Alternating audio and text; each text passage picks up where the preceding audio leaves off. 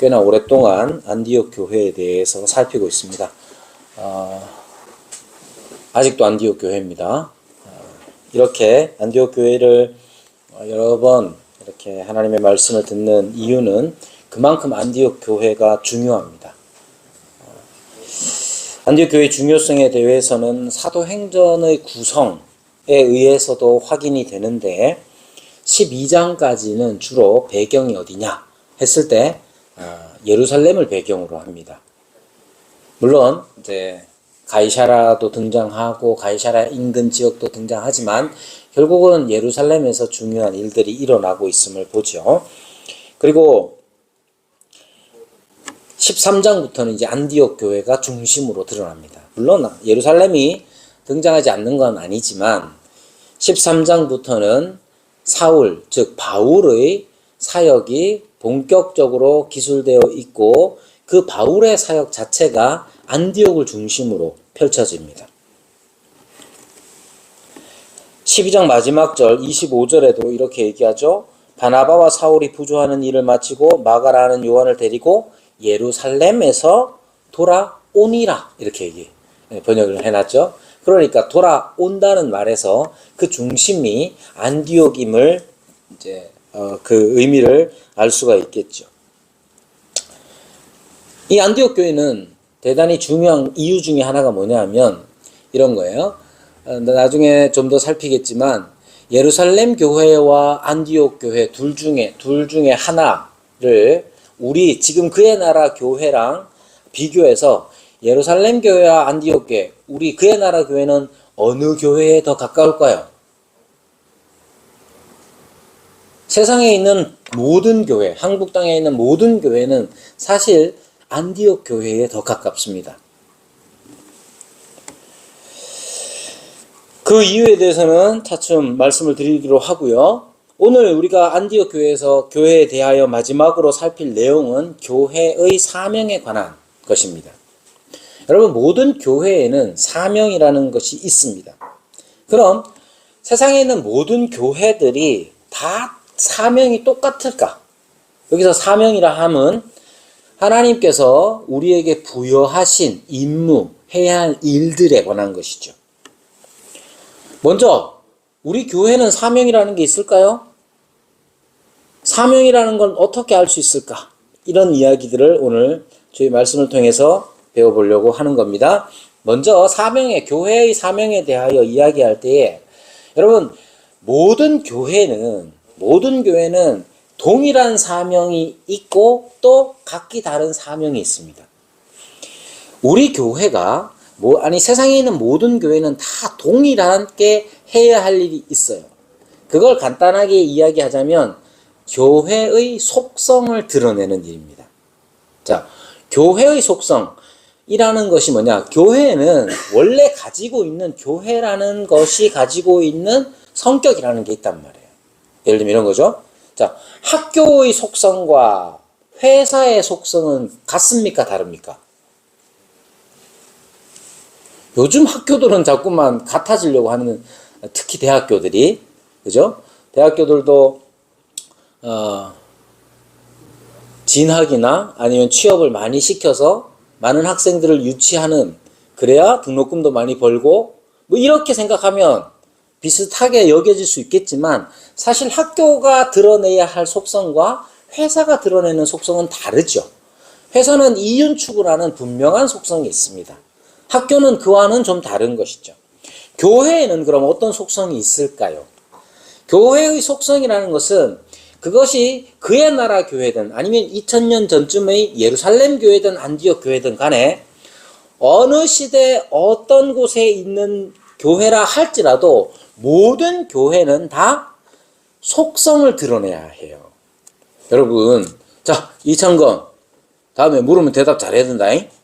자, 교회에는 속성이 드러내야 할 속성이 있는데 몇 가지나 있느냐 하면 3가지. 간단하죠? 3가지. 그래서 세 글자로 된 것만 말씀드릴게요. 자, 일체성, 그 다음 거룩성, 그리고 보편성이에요. 자, 잠깐 해봐라. 일체성, 거룩성, 보편성. 야, 이거는 예, 거의 11살 나이에서 우리 전국에서 0.001% 안에 들어가는 겁니다. 상위권이에요. 최상위권. 자, 여러분, 교회는 이러한 속성을 가지고 있어요. 그리고 이러한 속성을 드러내야 하는 게 모든 교회의 공통적인 사명입니다. 아시겠죠? 여러분, 그럼 일체성이란 무엇인가? 일체성이란 무엇인가? 하나가 되었다는 것이에요. 하나가 되었다. 자, 그럼 뭐가 하나가 됐느냐 하면, 교회와 1차적으로는 가장 중요한 건 교회와 그리스도가 하나가 되었다는 거예요. 그리스도는 교회와 일체를 이루고 있다. 한 몸이 되신다는 거예요. 이 사실이 중요합니다. 교회는 그리스도를 머리로 모시는, 그리스도가 머리 되는 모든 지체들이 바로 교회인 거예요. 교회가 그리스도가 머리 되신다 하는 점을 어떻게 드러내야 합니까? 저 위로 올라가시면 돼요. 저 위에 자리 잡는 분이 오늘 안 오셨기 때문에. 자, 교회가 그리스도와 일체다 하는 것, 그건 우리의 믿음 안에서 드러나는 겁니다. 내가 예수님을 우리의 주로, 구주와 구원자와 우리의 주로 모심으로 말미암아 그리스도의 다스리심 속에 들어가는 것, 그게 교회의 일체성이에요.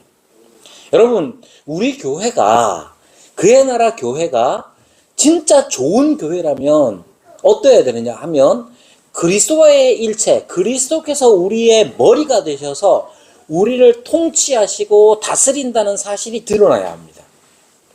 여러분, 교회를 다스리는 사람이 누굽니까? 그럼 많은 사람들이 목사님요 이런단 말이에요.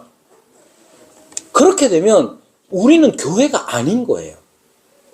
여러분, 교회를 다스리는 사람이, 교회를 다스리는 이가 누굽니까? 하면 우리는 어떻게 얘기해야 됩니까? 그리스도이십니다 라고 답해야 되는 거예요. 진짜로 그럴까요? 여러분, 그의 나라 교회는 그렇습니까? 네, 그래야죠. 아유, 감사합니다. 교회 오신 지 얼마 안 되신 분이 저러니까 진정성이 느껴집니다. 여러분, 그게 중요한 거예요.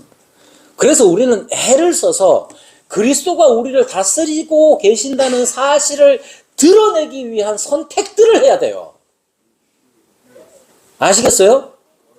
여러분들이 교회로서 모여서 무언가를 생각하고 선택하고 뭔가를 행동해야 한다 했을 때 가장 중요한 점은 그리스도의 다스리심이 나의 선택을 통해서 드러나느냐, 그거 고민하면서 일해야 돼요. 두 번째는 거룩성입니다. 뭐라고? 그렇죠. 거룩성. 거룩성은 뭐냐 하면, 거룩이라는 기본적인 개념은 구별되었다는 거예요. 구별. 무엇을 위하여 구별되느냐? 하나님을 위하여 구별된 거예요. 그래서 그리스도인들이 행하는, 일체성에서도 드러나는 바죠. 그리스도인들이 행하는 일들은 누구를 위한 것이어야 하느냐? 하나님을 위한 거여야 돼요. 어려운 사람이 우리 교회 안에 어려운 사람이 있다고 칩시다. 갑자기 사업이 망하거나 혹은 몸이 병들었거나, 그럼 그런 사람들을 우리는 어떻게 대해야 되죠? 어머 불쌍해라 할 수 있어요. 그러나 그 감정이 단지 인간적인 것들에 앞서서 그것보다 더 중요한 바탕이 되는 것은 하나님을 위하여 우리는 무엇을 할 것이냐예요. 사실 이런 일들은 쉽게 되는 게 아닙니다. 좀 더 우리가 신경을 써야 하는 일이에요. 누군가가 도움이 필요할 때 우리는 측은지심의 발동으로, 누군가를 불쌍히 여기는 마음으로 그 일들을 행할 때가 많이 있습니다. 그건 나쁜 일이 아니고 그건 죄도 아니에요. 도리어 좋은 일이에요. 그러나 우리가 그에 덧붙여서, 아니 더 원론적이고 근본적인 것은 하나님을 위하여 우리의 모든 일들을 해나가야 되는 거예요.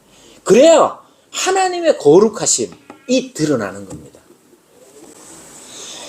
여러분, 보편성에 관한 것은, 하나님의 교회는 누구든지 어떤 사람이든지 간에 다 믿음을 가질 수 있고 그 믿음 안에서 하나가 된다는 사실을 보여줘야 돼요. 우리 교회가 주일학교가 따로 없고, 주일학교 따로 없죠? 따로 없는 이유는 뭐냐? 우리가 함께 하나님을 예배함으로써 우리 모두는 한 가족임을, 하나가 되었다는 사실을 드러내는 거예요. 그래서 간혹 아이가 견디지 못하여 울기도 하고 소리를 지르기도 하지요. 그러나 저 어린 아이들까지도 하나님의 백성 안으로 주님께서는 불러주신다는 사실을, 그 누구도 제한이 없다는 사실을 드러내는 일이에요. 자, 이것이 무엇이냐면 교회의 속성이에요. 그리고 이 세 가지 속성에 덧붙여 한 가지 속성이 더 있는데 그것은 교회의 사도성이에요. 이 사도성을 왜 자꾸 잘 이제 빼느냐 하면 로마 카톨릭이 자꾸 오해를 하기 때문에 그래요. 로마 카톨릭적 오해가 생길까봐. 즉 교회의 사도성이란 로마 카톨릭 교회가, 로마교가 베드로의 수위권, 베드로가 12사도들 중에 가장 으뜸 사도야. 우리는 그 베드로의 로마 주교 자리를 계속 이어받았어 라는 식으로 이해하는 건 사도성을 올바로 이해하는 게 아닙니다. 교회의 사도성이란 뭐냐 하면 교회의 기초는 사도들의 증언에 있다는 거예요. 교회의 기초가 어디 있느냐 하면 사도들이 증언한 거예요. 예수님께서는 글을 남기셨어요, 안 남기셨어요? 예수님은 글을 남기시지 않았어요. 복음서를 예수님이 쓰신 게 아니란 말이에요. 누가 썼어요, 그러면? 사도가 쓰기도 하고 사도가 직접 안 쓰기도 했어요. 마가, 누가, 이런 사람들은 사도가 아니란 말이에요. 그런데 사도가 아닌 사람들이 글을 쓴 걸 우리는 받아들입니다. 어떻게? 하나님의 말씀으로 받아들여요. 왜? 마가나 누가가 사도들의 증언을 바탕으로 해서 그것을 기록했기 때문에 그래요. 그럼 우리가 누군가에게 복음을 전할 때에 반드시 해야 하는 게 뭐냐? 우리는 우리가 만들어낸 복음이 아니라 사도로부터 이어진 사도적 증언을 전달하는 사람이어야 하는 거예요. 교회가 뭘 가르쳐야 됩니까? 사회 정의나 혹은 사회를 구제하는 방법이나 아니면 세상에서 인정받을 수 있는 인권에 관한 것들이나 그런 걸 전달하는 게 아니에요. 그런 것들이 없잖아. 있을 수는 있지만 교회가 참으로 전달해야 하는 바는 사도적 증언이에요. 이것이 우리에게 사명처럼 우리가 반드시 드러내야 할 어떤 일처럼 우리가 생각해야 하는 겁니다.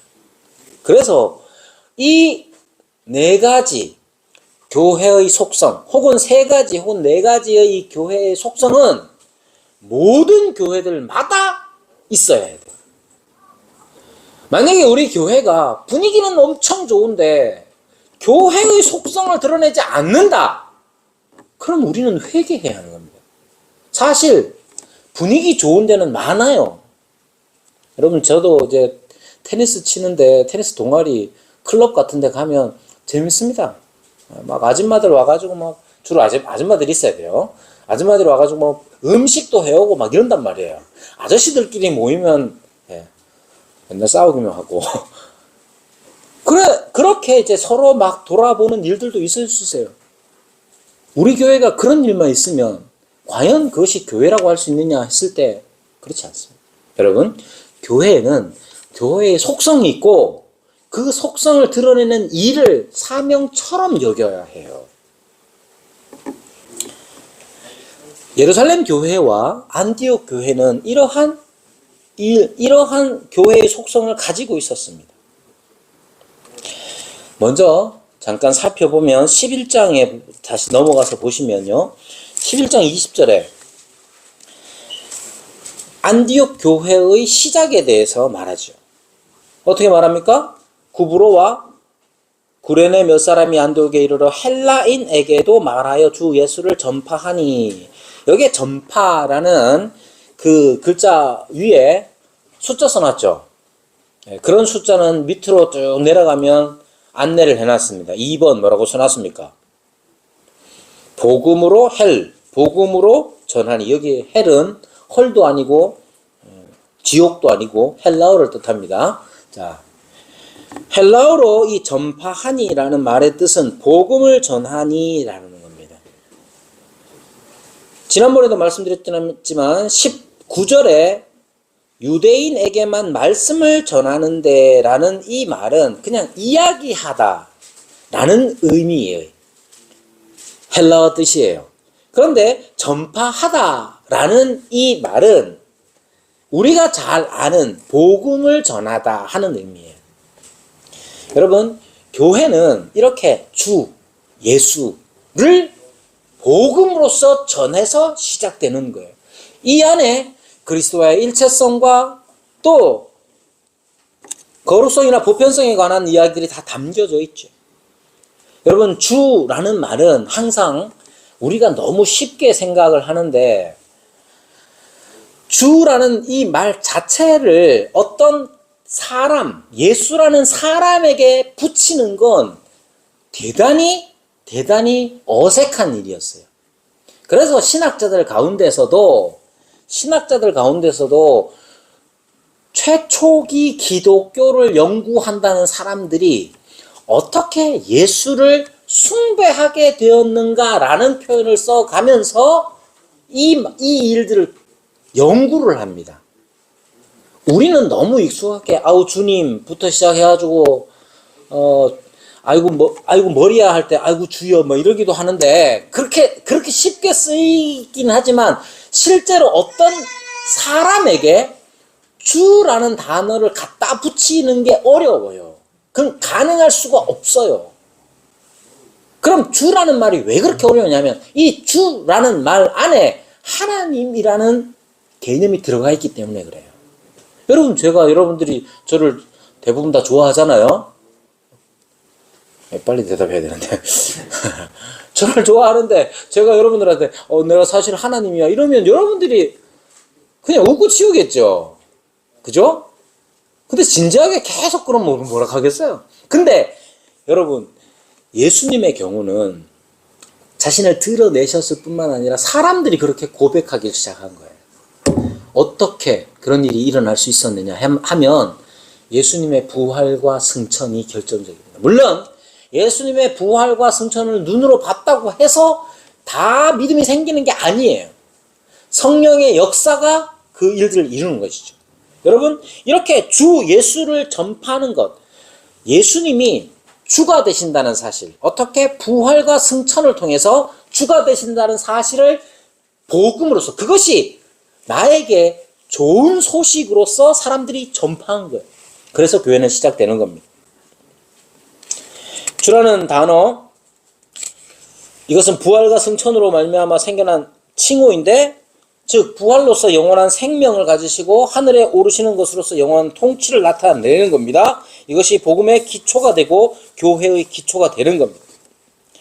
그러면 이 복음을 듣는 일, 혹은 복음을 전하고 듣는 일에 있어서 어떻게 이것이 가능하게 됐느냐 하면 사도행전은 성령의 역사를 분명하게 이야기합니다. 여러분, 베드로가 담대하게 예수님을 외치는 거, 그게 언제 일어났느냐 하면 성령의 강림을 통해서 일어나는 겁니다. 이전에 베드로는 그렇게 용감한 사람은 아니었어요. 물론 물 위를 예수님이 걸어오실 때 예수님 저도 물 위를 걷게 해주십시오. 그래서 물 위를 떡떡 걷다가 빠지죠. 그죠? 예수님 붙잡히지 않도록 하겠습니다 라고 칼을 뽑아서 휘두르다가 끝나죠. 그런 다음에 계속 도망다니고 물에 빠지고 도망다니고 이런단 말이에요. 이런 사람이 어떻게 담대히 예루살렘 한 복판에서 예수님에 대하여 증언할 수 있었느냐 했을 때 성령께서 그렇게 그 권능을, 그 능력을 주셨다는 사실. 성령 하나님께서는 우리 같은 사람으로 하여금 복음을 전할 수 있도록 능력을 주시는 분일 뿐만 아니라 듣는 사람으로 하여금 그 복음을 믿도록 역사하시는 분입니다. 그리고 이러한 주님의 역사가 개인의 믿음뿐만 아니라 교회 공동체 전체의 가장 중요한 특징이 됩니다. 11장 23절에 보면 21절에 보면 주의 손이 그들과 함께 하셨다는 점에서 우리는 좀 전에 말씀드린 것을 이해할 수 있고, 23절에 보면 바나바가 그들에게 말하는 내용이 나옵니다. 모든 사람에게 굳건한 마음으로 주와 함께 머물러 있으라. 주와 함께 머물러 있으라. 여러분, 주와 함께 머물러 있는다는 게 어떤 뜻이겠어요? 주와 함께 여기에 주는 누굽니까? 여기 주가 누구야? 창건이가 대답해야지. 누구야? 예수님이에요. 주 예수를 전파했다고 그러잖아요. 주와 함께 머물러 있으라. 여러분, 이 예수님, 주가 되시는 예수님 지금 어디 계세요? 하늘에 오르셨잖아요. 하늘에 오르셨잖아요. 근데 주와 함께 머물러 있는다는 게 어떻게 가능합니까? 성령께서 오심으로써 가능하게 된 거예요. 성령께서는 우리에게로 오셔서 무엇을 하시느냐 하면, 우리에게로 오셔서 예수님이 우리와 함께 계시고 예수님이 우리를 다스리신다는 사실을 깨닫게 하시고 그것을 실제하게 하십니다. 그래서 주와 함께 머물러 있으라는 말은 앞서서 말씀드린 것처럼 교회의 일체성과 거룩성에 관하여서 생각하시면 돼요. 안디옥 교회가 어떻게 주와 함께 머물러 있을 수 있습니까? 주님 어디 계시는데? 주님은 저 하늘에 오르셨다는 건, 하늘에 오르셨다는 것은 이제 우리 주님께서 우리 모두를 통치하신다는 뜻이에요. 통치. 하늘은 통치의 자리이기 때문에 그래요. 통치하실 때 어떻게 합니까? 예수께서 주가 되심을 드러나게 하셔서 실질적으로도 우리를 다스리시는 주로 계시는 거예요. 여러분, 이렇게 안디옥 교회뿐만 예루살렘 교회와 안디옥 교회는 교회의 속성을 잘 드러내는 교회였던 거예요. 뒤에 나오는 큰 흉년이 들었어요. 천하의 큰 흉년이 들었을 때에 안디옥 교회가 선택하는 내용들을 보십시오. 뭡니까? 예루살렘 교회를 돕잖아요. 안디옥하고 예루살렘은 얼마나 떨어져 있느냐 하면 약 500km 정도, 480, 500 정도 떨어져 있어요. 가면 몇 시간 걸리겠어요? 가면 요즘 같으면 비행기 타고 얼마나 걸릴까 생각하겠지만 그때는 다 걸어 다녀야 될 거 아니에요. 그 500km를 걷는 일들을 마다치 않고 지금 부조하는 일을 결정을 한 겁니다. 왜 그렇게 했습니까? 주께서 원하셨기 때문에. 주께서 원하시는 말을 순종하는 것. 그렇게 함으로써 그리스도와의 일체성과 그 거룩성을 드러내는 일을 안디옥 교회가 한 거예요.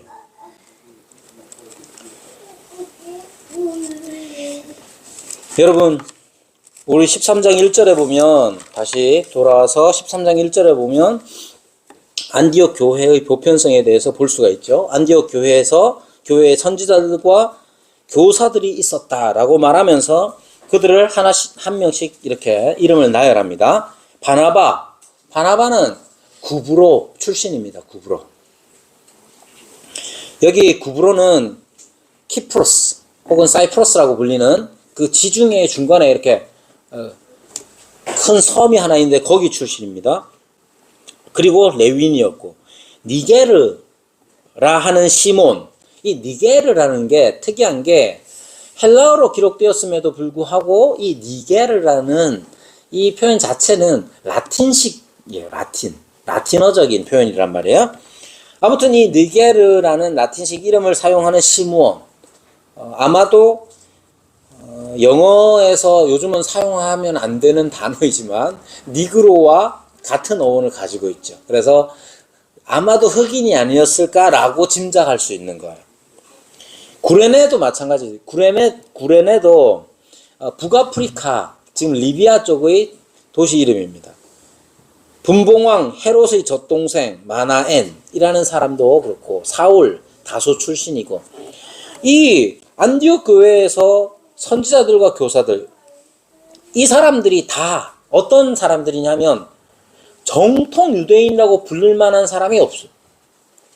물론 사울은 자기를 바리새인 중의 바리새인이라고 표현하지만 그는 길리기아 다소 출신입니다. 이렇게 안디옥에서 선지자와 교사의 직분을 감당하고 있는 사람들이 다 어찌 보면 이방에 더 가까워 보이는 사람들인 것이죠. 이 말은 다르게 표현하면 교회라는 것은 그 사람이 어느 민족 또는 어느 나라 사람이든지 간에 다 교회 안으로 들어올 수 있다는 거예요.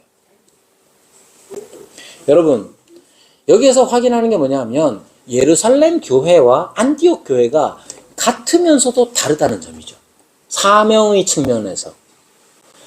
똑같이 교회의 속성들을 드러내야 하는 점에 있어서는 같지만 어떤 속성을 드러내느냐에 있어서 조금의 차이가 있다는 점입니다. 특히 예루살렘 교회와 비교하여 안디옥 교회를 보면 교회의 속성 중에 보편성이라는 속성을 안디옥 교회가 좀 더 풍성하게 드러내고 있단 말이에요. 그래서 여러분, 그래서 교회의 사명을 이해할 때에는 이렇게 그 교회가 처한 시대와 장소와 상황에 관한 이해가 필요합니다. 세상의 모든 교회들이 다 동일하게 교회의 속성을 추구하고 드러내야 하지만 그 중에서도 그 시대와 장소와 상황에 따라서 하나님께서 특별히 요구하시는 사명이 있다는 점을 알아야 하는 거예요. 안디옥 교회는 바로 이 점에서 성령의 역사를 확인하고 이 점에서 자기들의 사명을 발견하게 되는 겁니다. 안디옥 교회는 두 사람, 즉 바나바와 사울을 따로 세워서 안수하여 보냅니다. 여기에 안수하여 보낸다 하는 의미는 구약에서 제사를 드릴 때에 희생 제물에게 안수할 때에 그 안수는 이제 자기를 대표하는 거예요. 전이시켜서 자기를 대표하는 의미가 있는데, 여기에서 안수한다는 것은 보내다 하는 것에 더 의미가 있는 겁니다. 근데 무엇을 위하여 보내느냐 했을 때 하나님께서 따로 세우라. 내가 불러 시키는 일을 위하여 따로 세우는 일이니까 하나님께서 불러 시키시는 일을 위하여 그를 보낸다는 거예요. 그리고 우리가 잘 아는 바대로 이후에 바나바와 사울, 바울과 바나바는 이방을 향하여 나아가 복음을 전하고 이방 땅에 교회를 세우는 일을 하는 것이죠. 그 일이 바로 하나님께서 안디옥 교회에게 사명으로 주신 일이었고, 안디옥 교회는 그 사명을 잘 감당하는 모습을 보게 됩니다. 여러분, 여기에서 교회의 사명에 대하여 생각할 때에 우리 교회에도 우리 교회만의 사명이 있을 것이다 라고 생각합니다. 그럼 각 교회, 우리 각자가 속해 있는 교회, 우리 한동대 출신들은 자기 모교회가 있으니까, 그죠? 각자가 속해 있는 교회는 어떤 사명을 어떻게 받을까? 오늘 본문에서 확인하는 것은 두 가지. 교회의 사명을 발견하고 교회의 사명을 어떻게 주시느냐 하는 것은 첫 번째로 중요한 건 성령의 역사라는 사실을 잊으면 안 됩니다. 성령의 역사라고 하는 것을 어떻게 분명히 알 수 있느냐 하면 2절에 성령이 이르시되, 성령께서 말씀하셨다는 거예요. 누구를 향하여 말씀하시느냐? 안디옥 교회를 향하여 성령께서 말씀하시는 거예요. 여러분, 성령께서 우리에게 말씀하십니까? 그럼 성령의 말씀하심을 우리는 어떻게 압니까? 많은 사람들이 성령의 말씀하심을 자꾸 마음의 감동으로 생각합니다. 왠지 오늘따라, 예를 들면 이런 거죠. 왠지 오늘따라 목사님하고 밥을 한 끼 먹고 싶다. 그러면 이제 목사님 저 밥 사주세요 그런 사람이 잘 없어요. 심지어 학생들도 저한테 밥 사달라는 말은 안 합니다. 꼭 내가 사준다 해야 이제 그렇고. 이재철 집사님이 자주 이제 가끔 저를 밥 사주는데 밥 한 끼 하자 하거든요. 보십시오. 오늘 목사님하고 밥 한 끼 하고 싶다. 그렇게 생각하면 되는데 어떻게 생각? 오늘 성령께서 제게 말씀하셨습니다. 이상용 목사랑 밥 한 끼 해라. 이렇게 생각할 때가 있단 말이에요. 여러분, 성령께서 우리에게 어떻게 말씀하십니까? 특이한 건 이런 거죠. 13장의 안디옥 교회를 말하면서 안디옥 교회에 누가 있었느냐를 말할 때에 선지자들과 교사들이 있었다 이렇게 얘기를 해요. 여기에 선지자들과 교사들, 선지자들을 자꾸만 장래의 일을 말하는 사람으로 생각하는데 여러분 그렇게 생각하지 마시고 선지자란, 예언자란 예자가 미리 예자라기보다는 맡길 예, 우리가 예금할 때 예자로 하나님의 말씀을 맡은 자로 이해하시면 됩니다. 왜냐? 장래의 일을 말하는 것이 하나님께서 우리에게 주신 말씀을 바탕으로 하지 않고 장래, 미래의 일에만 초점을 두는 것에 대하여 율법은 그 일, 장래의 일을 말하는 것에 대하여 책망합니다. 돌로 쳐서 죽이라고 한단 말이에요. 점치는 것. 점치는 건 하나님께서 우리에게 주신 말씀을 바탕으로 하는 게 아니고 그저 그냥 내가 미래에 어떤 일이 일어날 건가 내 안위에 대한 미래적인 관심 때문에 생겨나는데 그걸 점치는 것이라고 그러고 그것에 대하여 돌로 쳐서 죽이라고 말한단 말이에요. 여러분 점 보지 마세요. 장난으로라도. 갑자기 점치는 걸로. 생각보다 점치는 사람들 많습니다. 교회 다니면서. 그래서 말씀드리는 거예요. 왜? 예언자, 선지자라고 해서 할 때에도 자꾸만 미래를 점치는 사람으로만 생각해요. 그래서 1절에 말하는 선지자들과 교사들이라고 했을 때 교사들은 성경 가르치는 사람인가 보다 하는데 선지자들은 뭐예요? 그때 자꾸만 미래를 점치는 사람처럼 생각하기 때문에 말씀드리는 겁니다. 다시 말씀드리면 성령께서 우리에게 어떻게 말씀하시느냐 했을 때 하나님의 말씀을 가지고 우리에게 말씀합니다. 성령께서 우리에게 말씀하십니다. 근데 어떻게 말씀하시느냐? 기록된 하나님의 말씀을 가지고 우리에게 말씀하십니다. 예수님께서 성령에 대하여 약속하실 때에 또 다른 보혜사를 내가 너희에게 보낼 것인데 그 성령이 오시면 뭘 하시느냐? 내가 너희에게 가르친 것을 생각나게 하리라. 선지자들과 교사들이 한 일이 뭐냐? 선지자들과 규빈이 조용히 해. 규빈이 소리 지르지 마. 이제 규빈이로 이제 넘어가는 거예요. 이제 규빈이 좀 컸으니까. 여러분, 성령께서는 우리에게 말씀을 하십니다. 근데 어떻게 말씀하십니까? 마음의 감동으로도 주실 수 있죠. 또는 아빠 그렇게 살지 마. 라는 우리 딸은 그런 말 잘 안 하는데 우리 딸이나 아들의 음성으로도 성령께서는 말씀하실 수 있어요. 그러나 그것은 우리가 하나님의 말씀을 바탕으로 해서 깨닫는 거예요.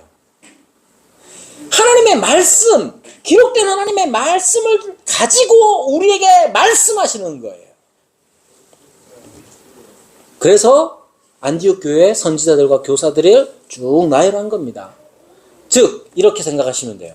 이 안디옥 교회는 특별히 하나님의 말씀을 잘 배우기를 힘썼어요. 어떻게? 바나바가 그들에게 왔을 때에 그들을 권면했을 뿐만 아니라 다소로 가가지고 사울을 찾습니다. 근데 다소로 가서 사울을 찾았다는 그때에 찾았다라는 단어 자체가 주소가 있어가지고 바로 가는 게 아니라 어디 있는지 몰라가지고 막 찾아 헤매는 거예요. 그렇게 찾은 이유가 뭐냐? 1년 동안 그들을 가르치기 위해서요. 여러분, 이러한 말씀의 사역을 통하여서 하나님께서 우리에게 원하시는 것이 무엇인지 사람들이 깨닫게 된 거예요. 이것이 성령의 역사입니다. 여러분, 성령의 역사가 신비한 그 무엇만이 아니에요. 신비한 그 무엇이 아니라 도리어 성령께서는 우리에게 주어진 말씀을 가지고 우리를 깨닫게 하시는 겁니다. 그래서 라틴어, 경구처럼 사용되는 라틴어 쿰 베르보, 말씀과 더불어 성령은 역사하시는 거예요. 말씀과 함께 역사하시는 거예요. 그 점을 지금 분명히 해야 합니다. 그러니까 우리가 사명을 어떻게 확인하느냐 했을 때 성령의 역사이고, 성령의 역사라는 말은 우리가 다 신비한 어떤 체험을 하느냐의 문제가 아니라 하나님의 말씀을 제대로 깊이 깨닫는 것에 있는 겁니다. 그리고 여기에 덧붙여서 뭐가 필요하느냐? 성숙이 필요합니다. 여러분, 이 성숙이라는 말에는 여러 가지가 다 담겨 있어요. 2절에 보면 이 선지자들과 교사들을 쭉 나열하고 난 다음에 2절에 뭐라고 말하냐? 주를 섬겨라고 말합니다. 주를 섬겨. 여러분, 여기에 섬겨라는 이 단어는 serve 하다는 게 아니에요. 이 serve라는 말 자체가 어떤 거냐면 뭐 필요한 거 있으면 그때그때 하는 거예요. 누가 넘어졌어요. 그럼 어떻게 해야 됩니까? 우리는 섬겨야 되죠. serve 해야 되는데 이렇게 세우고 털어주고 해야 되잖아요. 근데 이 주를 섬기다라는 이 단어는 영어 성경에도 serve라는 말로 to serve가 아니고 minister예요. minister. minister라는 말은 어떤 것이냐 하면 분명한 목적의식을 가지고 자기의 일들을 해나가는 겁니다. 여기 주를 섬겼다는 말이 누구 한 사람을 의미하는 게 아니라 그 교회가 내가 해야 할 일이 무엇인지, 그리스도와의 일체성과 거룩성과 보편성, 교회의 속성 안에서 내가 나의 몫이 무엇인지를 깨닫고 그 일들을 각자가 해나갔다는 뜻이에요. 이럴 때에 앞으로 해야 할 일이 무엇인지를 알려주시는 겁니다. 성령의 역사를 우리가 바라는 만큼 또한 우리가 하나님의 말씀 앞에서 깨닫고 그 깨달은 바를 순종해 나아가는 영적 성숙이 필요한 거예요.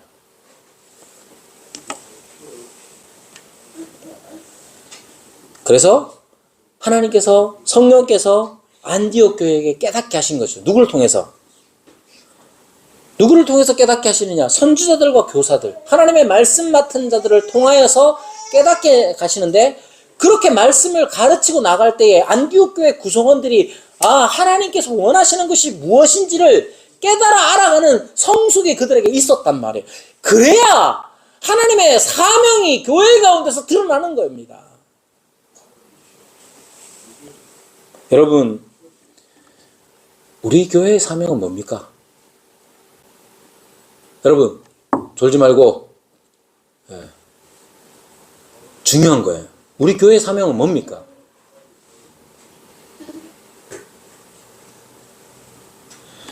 여러분이 대답 못하면 제가 회개해야 되는 거죠. 저만 회개하는 일은 아니에요. 우리가 모두가 다 함께 하나님께서 우리 교회에게 원하시는 게 무엇인지 고민하지 않았다면 알 수가 없는 겁니다. 우리는 지금 교회를 섬겨 나가는 게 아니라 그때 그냥 필요한 일들을 즉흥적으로 그냥 하는 것뿐이에요. 우리에게 진짜로 필요한 것은 하나님이 우리 교회에 원하시는 것이 무엇이냐에 관한 참된 추구가 필요한 거예요. 하나님은 왜 지금 여기에 우리를 두셨는가? 하나님은 왜 지금 여기에 우리를 두셨는가에 대한 질문이, 하나님을 향한 질문이 없으면 하나님이 아무리 말씀하시려고 해도 늘상 우리의 관심사밖에 없는 거죠. 여러분, TV에 보니까 꽃갈 이렇게 거꾸로 써가지고 이렇게 막 찾는 거 있잖아요. 한 번도 해본 적은 없지만 꽃갈 뒤집어 써가지고 이 조그마한 구멍으로 이렇게 막 찾아가는 거 있잖아요.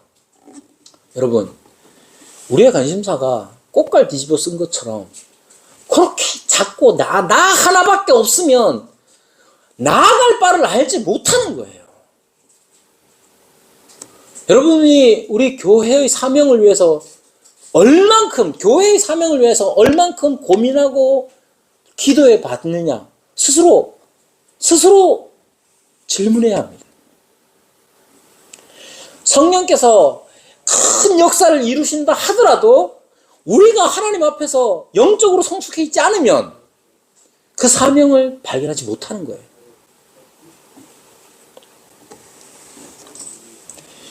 여러분, 우리 교회의 사명이 무엇인지 함께 고민해야 합니다. 그러려면 무엇이 필요하냐? 하나님에 대한 이해를 추구해야 합니다. 즉, 늘상 강조하는 거지만 하나님이 어떤 분이시냐에 대한 하나님에 대한 이해는 두 가지. 하나님의 속성과 하나님의 경륜에 대한 이해가 필요해요. 하나님 어떤 분입니까? 사랑이 많으시는 분입니다. 하나님 어떤 분입니까? 성교를 원하시는 분입니다. 여러분들 다 아시는 거잖아요. 그러면 그 모든 일, 우리를 향하신 하나님의 속성 이해하고 또 우리를 향하신 하나님의 뜻이 무엇인지는 어떻게 하느냐? 우리의 과거를 돌아보는 거예요. 종종 출애굽기나 구약의 선지자들이 종종 말하는 게 뭡니까? 너희의 뒤를 돌아봐라. 뒤를 돌아보면 뭐가 보입니까? 하나님이 나를 어떻게 여기까지 인도하셨는지를 확인시킵니다. 선지자들이. 여러분, 우리 교회가 앞으로 나아갈 사명을 어디서 찾습니까? 우리 교회를 지금 여기까지 인도하신 주님의 손길, 그 일하심에서 찾는 거예요. 여러분, 안디옥 교회에 예루살렘과는 다른 사명을 주신 것처럼 지금 이 땅에도, 이 한국 땅에도, 이 포항 땅에도 수많은 교회들이 있지만 우리 교회만의 사명이라는 것이 있어요. 그게 무엇인지 우리가 함께 기도하고 금식하며 기도할 때 주께서 우리에게 알려주십니다. 그리고 우리는 교회의 사명을 가지고 우리의 몫을 찾는 거예요. 교회 사명이 이런 것이다 라고 하면 그럼 그 중에서 내 몫은 무엇일까를 고민하는 것이죠. 그게 중요합니다. 우리 교회가 저는 그 일들이 일어나고 있다고 생각합니다. 장로님이 하시는 거하고 부인 되시는 권사님이 하시는 거하고는 달라요. 유복희 집사님과 박소연 집사님이 하는 거하고 은호 형제가 하는 게 같지 않아요. 그죠? 그러나 이 모든 자기의 목들이 함께 어디를 향하여 가고 있느냐를 알지 못한 채로 자기의 맡겨진 일들을 한다는 건 그건 서브하는 거예요. 미니스터하는 게 아니란 말이에요. 여러분, 함께 하나님의 사명, 우리 교회를 향하신 하나님의 사명을 깨달아 우리의 몫을 따라서 충성함으로써 교회의 사명을 이루는 저 여러분이 되기를 바랍니다. 우리 함께 말씀을 생각하시면서 기도하겠습니다.